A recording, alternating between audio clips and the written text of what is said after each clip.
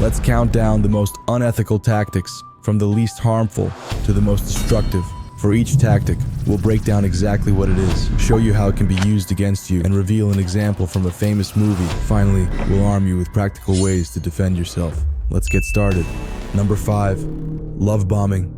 Let's break down exactly what love bombing is. Love bombing is a high-speed seduction, an overwhelming flood of affection, attention, and praise. It feels intoxicating. You're drawn in quickly, swept off your feet, but it's not genuine. It's a trap. The affection comes fast and heavy to hook you in, and once you're addicted to the attention, they pull it away, leaving you craving more. Here's how it can be used against you. You start to depend on this person for validation, for emotional highs, but then they withdraw, the compliments stop, the affection fades, you feel confused, desperate to get that feeling back, and now you'll do anything to earn their love again. An example is seen in the TV series You. Joe Goldberg uses love bombing to lure Beck into his world. He showers her with attention, compliments, and gifts. She thinks she's found the perfect guy, but once she's hooked, he begins to control her, withholding affection and making her feel like she has to earn his approval. By the time she realizes something's wrong, she's already in too deep. This is why it works. We're wired to seek love and connection. When someone gives it to us in excess, it feels irresistible, but when they suddenly take it away, it leaves us lost, chasing after that high. This is how you can defend yourself. If someone's affection seems too good to be true, slow down. Real love builds over time. Don't let yourself be swept away by a flood of attention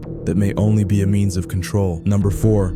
Fear of loss. Let's break down exactly what fear of loss is. Fear of loss is a primal instinct. It taps into something deep within. When you feel like something valuable is slipping away, you panic. It pushes you to act quickly, often irrationally. Suddenly, the fear of losing something becomes stronger than the reality of what's actually in front of you. Now, let's see how it can be used against you. Manipulators often create an artificial sense of urgency. This is a one-time offer. If you don't act now, you'll regret it forever. You feel pressured, rushed, as if you don't have time to think. Fear takes over. You stop weighing your options rationally because all you can think about is what you might lose. And that's when they have you, because now you're not acting on logic, you're acting on fear. An example from a famous movie is shown in The Wolf of Wall Street. In The Wolf of Wall Street, Jordan Belfort is a master at creating fear of loss.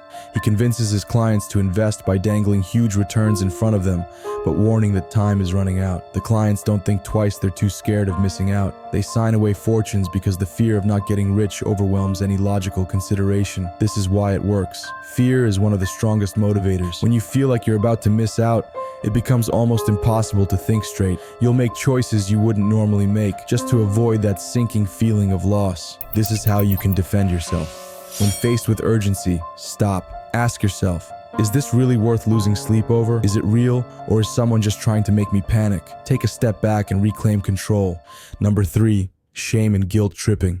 Let's break down exactly what it is. These are tools that twist your emotions and can make you feel as if you're morally wrong, selfish, or even heartless for not doing what someone else wants. The more you're made to feel guilty, the more likely you are to cave to their demands. Then they don't have to ask twice. You do it just to silence that feeling of guilt. Let's see how it can be used against you. After everything I've done for you, this is how you repay me. Or, if you really cared, you'd do this for me. These phrases are designed to trigger a reaction. You feel like you're in debt to the other person, like you owe them. It makes you hesitate, second guess yourself. Then slowly, you find yourself giving in. Not because you want to, but because you don't want to carry the weight of guilt. Here's an example from a famous movie, Fight Club. Tyler Durden turns the narrator's life upside down by making him feel ashamed of his materialism. Tyler says, "You are not your job, you're not the car you drive," driving home the idea that everything he values is shallow and meaningless. The narrator's shame pushes him to the brink, and he destroys the very life he once held dear, trying to escape that overwhelming sense of inadequacy. Why it works? Shame digs deep, making you feel unworthy, like you failed some invisible test. Guilt traps you in a corner, and once you're in that emotional cage, you'll do almost anything to break free, even if it means going against your better judgment. This is how you can defend yourself. Recognize when someone is trying to make you feel responsible for their emotions. If they twist things to make you the bad guy, step back. Don't let their guilt become your burden. Number 2, triangulation.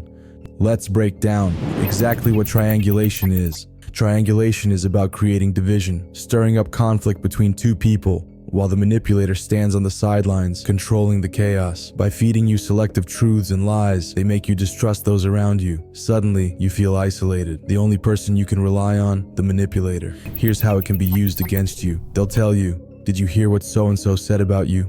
or I wouldn't trust them if I were you. Suddenly, you're questioning the motives of people you once trusted. Suspicion creeps in, and as you become more paranoid, the manipulator becomes your only confidant, your only source of truth. Here's an example from a famous TV show, Game of Thrones. Littlefinger from Game of Thrones is a master at triangulation. He sows distrust between Sansa and the Lannisters, feeding each side just enough misinformation to keep them at odds. While the two sides clash, Littlefinger positions himself as the one Sansa can rely on. He stays in control by keeping everyone else divided. And here is why it works. Once trust is broken, everything else collapses. You're stuck in a world of doubt, unsure who's really on your side. And as your trust erodes, the manipulator steps in, becoming the only one who seems to know the truth. This is how you can defend yourself. Don't let yourself be played. When someone brings you information meant to stir up conflict, ask yourself what their real motives are. Don't let them isolate you from the people who truly matter. Number 1. Gaslighting. Let's break down exactly what gaslighting is. Gaslighting is the ultimate form of psychological manipulation. It's not just about lying, it's about warping your perception of reality. The gaslighter twists facts, denies things that happened, and makes you doubt your own memory. Over time, you begin to question yourself. Did I really say that? Am I overreacting? You become dependent on them to tell you what's real. This is how it can be used against you. They might say, that never happened, or you're imagining things. At first, you'll protest, but the more they insist, the more you start to wonder. Maybe I did misremember. Maybe I'm being too sensitive. Before long, you've lost your grip on reality. You're no longer sure what's real and what's imagined, and the gaslighter becomes the authority on your own life. Here's an example from a famous movie, Joker. Arthur Fleck is constantly made to feel like his experiences and emotions are meaningless. People ignore his pain, the system cuts off his therapy, and even his own mind deceives him. A powerful moment of gaslighting happens when Arthur realizes his relationship with his neighbor, Sophie, never actually existed. It was all in his head. Everything he thought was real crumbles, making him doubt his own reality. This constant dismissal and deception push him to the edge, leading him to lose touch with what's real and embrace his darker side. This is why it works. Once you start to doubt your own mind, you become completely dependent on the manipulator. They become your reality, your truth, and at that point, they can control every aspect of your life. This is how you can defend yourself. Trust your feelings and keep a record of conversations and events to remind yourself of what really happened. Avoid arguing about the truth. Instead, calmly state your perspective and set boundaries. Thank you for watching. Please use all tactics responsibly, and don't forget to like and subscribe for more content like this.